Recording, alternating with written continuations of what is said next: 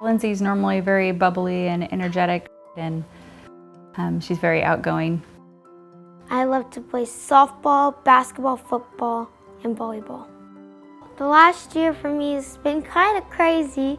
I have brain cancer and I had to go through chemo. I had 4 rounds of it, and then after I was done with those 4 rounds, I went through about 5.5 weeks of radiation. She was scheduled to have some routine labs done that day, and they met me at the hospital around 11, and when rechecked her temperature when she showed up, and she was very hot, and within about an hour her temperature climbed up to 103.2, and she started losing fluids.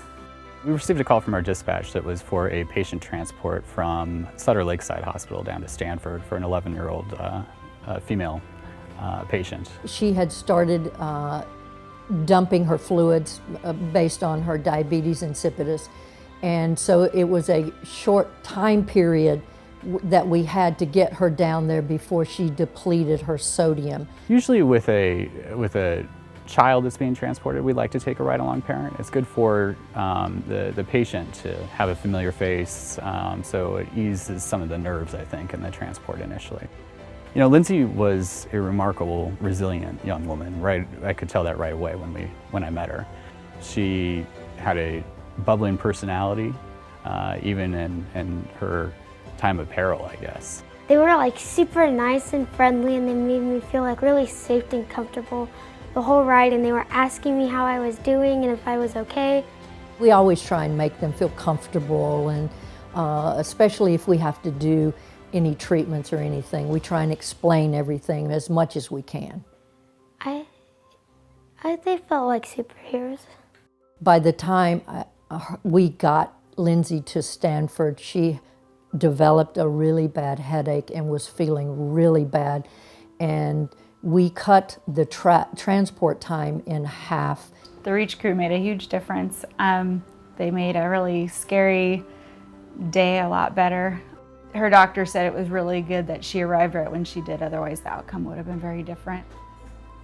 My base here at Reach 6, I believe, is a wonderful, caring group of people that try to do anything that they can to make a patient's transport better. I think a lot of going above and beyond for me is getting to know our patients through the transport and knowing a little bit about them and what makes them comfortable and eases their nerves while we're flying with them.